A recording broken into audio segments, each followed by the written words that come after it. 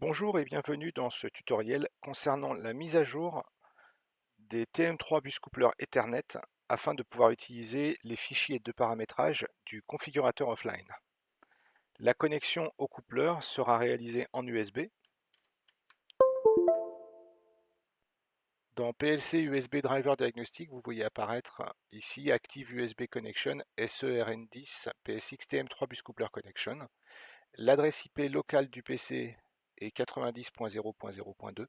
L'adresse IP du TM3 Bus Coupler est 90.0.0.1. Nous pouvons fermer cela. Dans un explorateur, tapez 90.0.0.1. Attention cependant, si vous utilisez un logiciel de proxy, pensez à le désactiver. Par exemple, Zscaler, Turn Off, Continue. Voilà, il est désactivé. Revenons maintenant à l'explorateur. Et voici. Le username par défaut est administrator. Administrator. Le mot de passe est administrator. Login.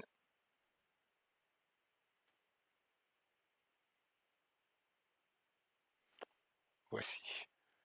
Nous allons maintenant dans maintenance. Voici. Firmware. Le firmware ici est 1.3.1.2. Il faut au moins une version 2. quelque chose afin de pouvoir utiliser les fichiers de paramétrage du configurateur. Faites Select. Sélectionnez le firmware sur votre PC. TM3 BCEIP par exemple. Là, j'ai la version 2.1.50.2. Ouvrir. Voici. Faites Apply. Puis valider en faisant I agree. Attention, le transfert est assez long. Il s'effectue en USB. Le redémarrage est long également.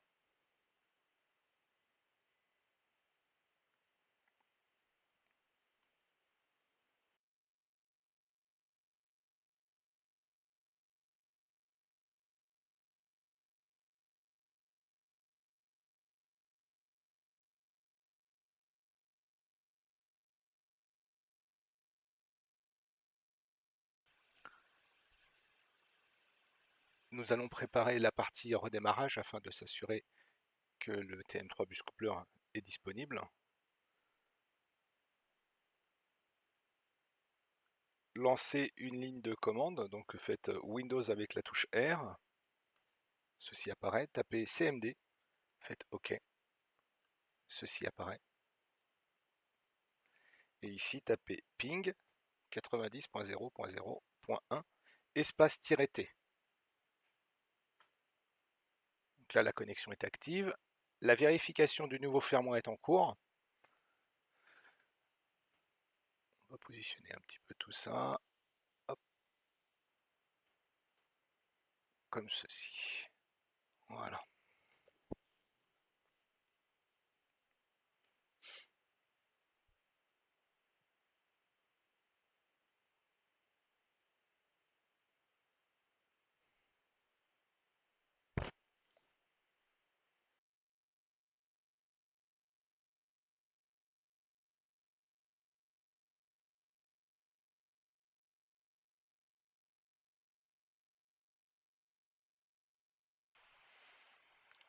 Le firmware va être installé sur le produit, donc on va passer de la version 1.3.1.2 à 2.1.50.2.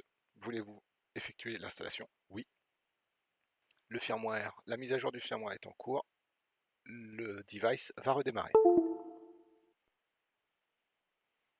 Le produit est déconnecté, nous voulons l'observer en relançant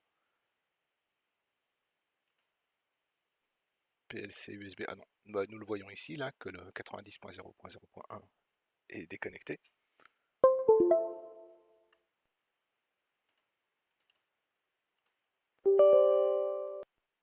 Le service est relancé ici, nous voyons la connexion qui s'est réactivée.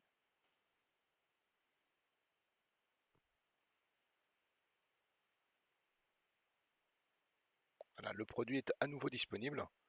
Donc maintenant, nous allons ouvrir un nouvel onglet, fermons l'ancien et faites 90, 80, 0, 0, 1.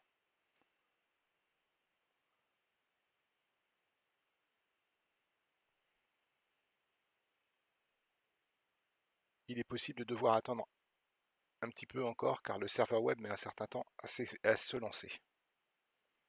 Donc nous voyons ici que la connexion est bien revenue.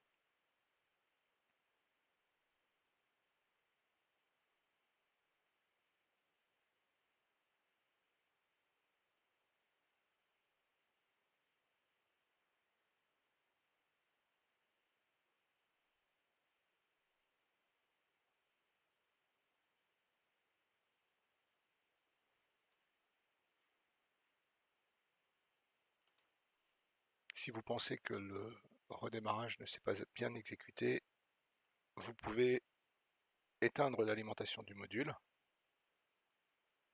Voilà ce que je fais. Nous voyons que le module est bien désactivé, le ping n'est plus fonctionnel. Redémarrer le module. Voilà, ce n'est plus actif. La connexion s'est recréée. Le ping est relancé. Le serveur web ne redémarre pas. Donc c'est bien temporellement, il faut attendre un certain temps avant que le serveur web soit relancé.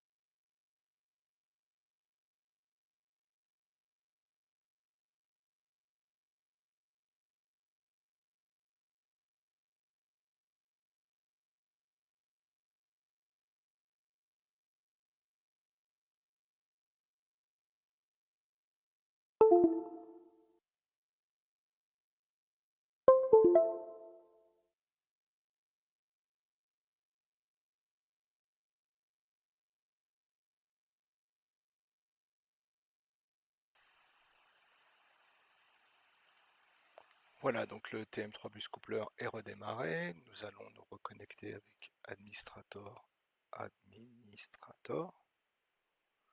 Voici.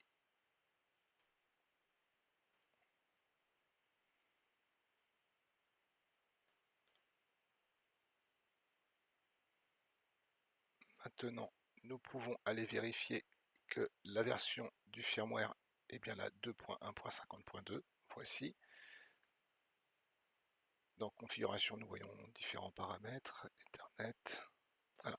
Dans configuration, ici, vous pouvez maintenant faire ouvrir, sélectionner un jeu de paramètres réalisé à l'aide du configurateur.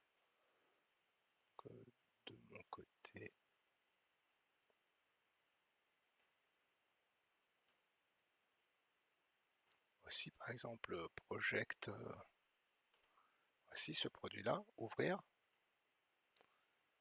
Donc sur ce projet, j'ai la tête de station, une carte de 8 entrées, une carte de 8 sorties transistor. Je fais appliquer, j'accepte. Voilà, la configuration a été correctement, l'appareil a été correctement configuré. Voici.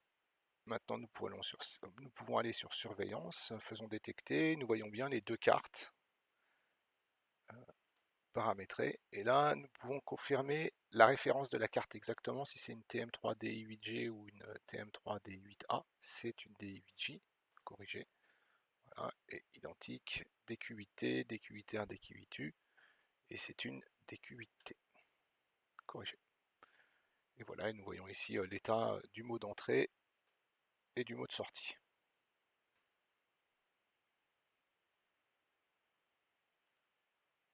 Voilà, par exemple, le changement du mot de passe administrateur, par exemple, se réalise ici. Vous pouvez sélectionner différents utilisateurs. L'accueil par défaut est ici, donc avec la référence, le numéro de série.